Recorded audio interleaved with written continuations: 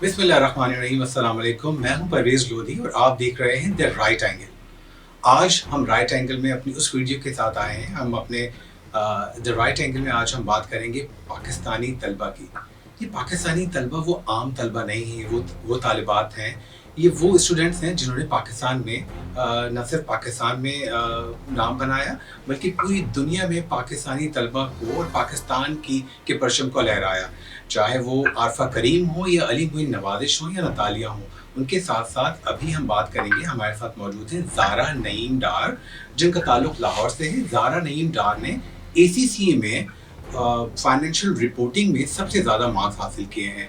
ये मार्क्स उन्होंने सबसे ज़्यादा 96 मार्क्स आउट ऑफ 100 हासिल किए हैं। और ये एग्ज़ाम्स में जो नंबर ऑफ़ स्टूडेंट्स अगर मैं आपको बताऊं तो 5 लाख अप्रॉक्स 5 लाख से ज़्यादा 5,25,000 जो स्टूडेंट्स इसमें रजिस्टर्ड थे और 179 कंट्रीज से। बाकी डिटेल्स हम ज़ारा से जानेंगे। अस्सलाम वालेकुम Zara, thank you for joining us. वालेकुम अस्सलाम, thank you for having me. Zara, क्या ये प्री प्लान था? आपने पहले से सोचा हुआ था कि मुझे ये पोजीशन लेनी है, ना सिर्फ पाकिस्तान बल्कि 179 कंट्रीज के स्टूडेंट्स को बीट करना, सच एन अमेजिंग परफॉर्मेंस, और ये पाकिस्तान के लिए बहुत ही प्राउड की बात है। Thank you very much. मैंने बिल्कुल ऐसा प्लान नहीं किया था या मैंने ऐसा सोचा नहीं था कभी भी कि मैं ग्लोबली टॉप कर पाऊँगी। लेकिन अल्लाह का ख़ास करम है कि ये पॉसिबल हुआ। मैंने अपनी तरफ से 100% तैयारी की थी और मेरा एम हमेशा से था कि मुझे अच्छे मार्क्स लेने हैं, कि मुझे खुद खुशी हो, मेरे पेरेंट्स खुश हों। लेकिन ग्लोबली आई टॉप्ड। Great, great. ओके, सो कोई इससे पहले कोई आपका आई मीन कि आपका कोई रोल मॉडल था? आपका इंटरेस्ट कैसे डेवलप हुआ इस तरफ, जहाँ पे इस एरिया में मोस्टली मेल आई मीन लड़के ज़्यादा इस तरफ आते हैं, चार्टर्ड अकाउंटेंसी की तरफ? आपका रुझान कैसे हुआ इस तरफ? एक तो मेरा इस सब्जेक्ट में हमेशा से इंटरेस्ट रहा है, अकाउंटेंसी में। मैं हमेशा से बिज़नेस या फाइनेंस में ही आना चाहती थी, इसी में कोई डिग्री करना चाहती थी।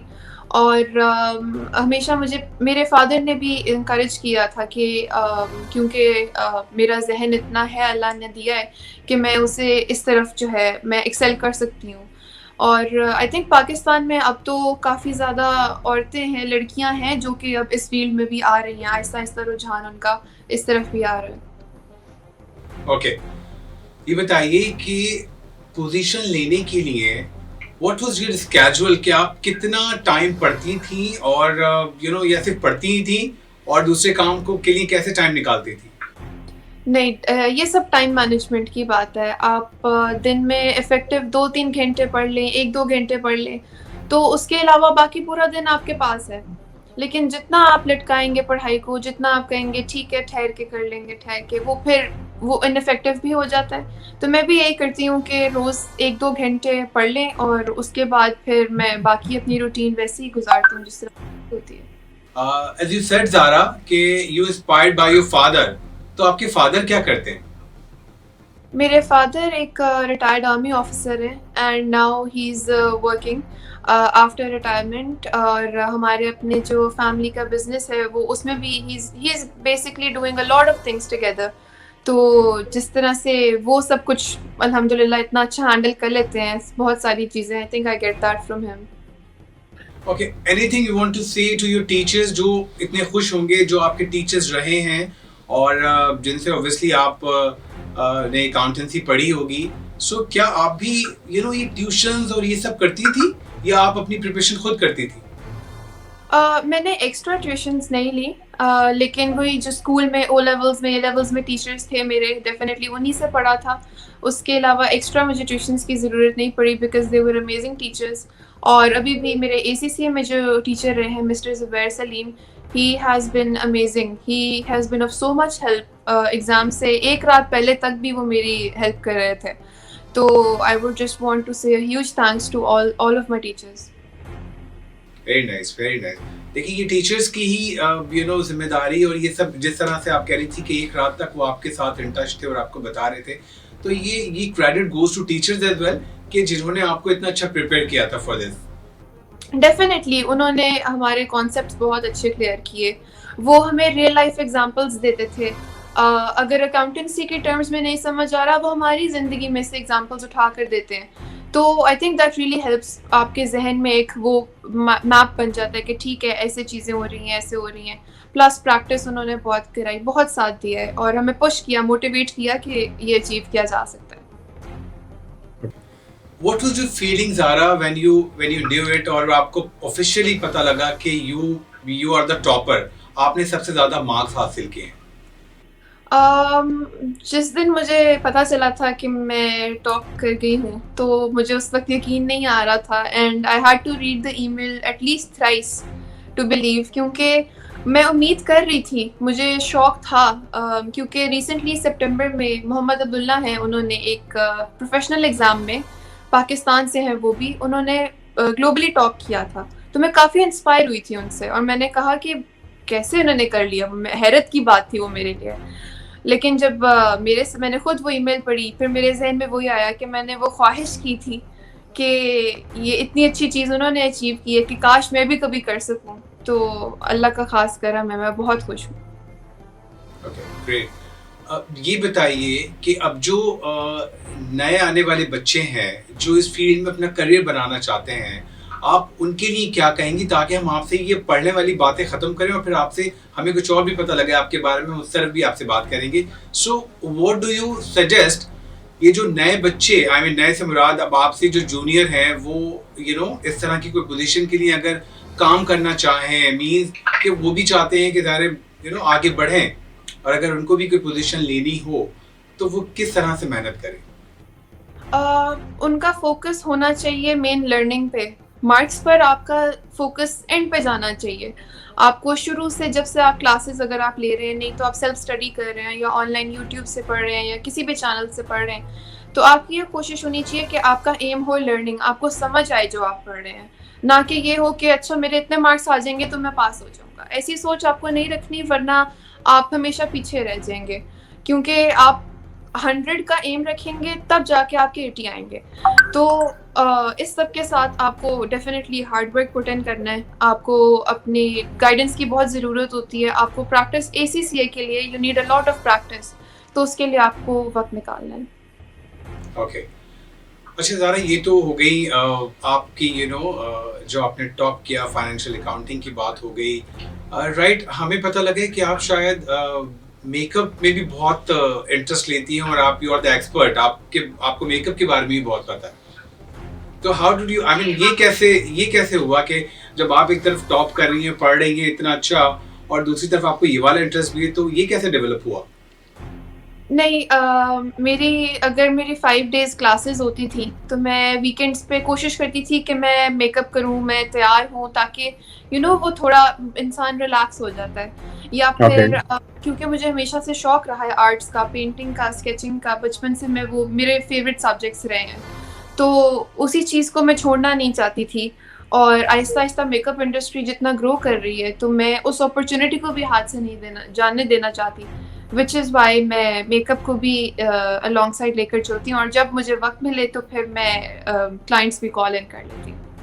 ज़ारा, हमें ये बताइए, व्हाट इज़ योर इंटरेस्ट? जैसे आपने मेकअप की बात कर ली, उसके अलावा आप और क्या करती हैं? आपकी हॉबीज़ क्या हैं? मुझे ट्रैवलिंग का बहुत ज़्यादा शौक है।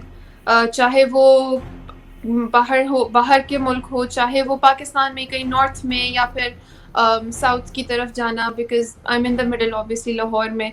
तो I love to travel, I love to explore places.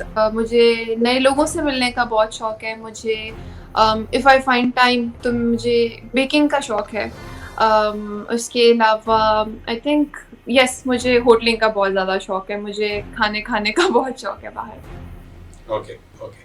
Right, एक और चीज़ मैं आपसे पूछूँगा ज़रूर, जब आपने टॉप किया और इसके साथ-साथ एक और वीडियो बहुत वायरल हुई और आप दोनों लोग साथ-साथ जो है वो सोशल मीडिया पे बहुत वायरल हुए, और लोगों ने जो है वो कंपैरिजन करना शुरू कर दिया कि हम शायद दूसरी चीज़ों को ज़्यादा प्रमोट करते हैं। You got my point.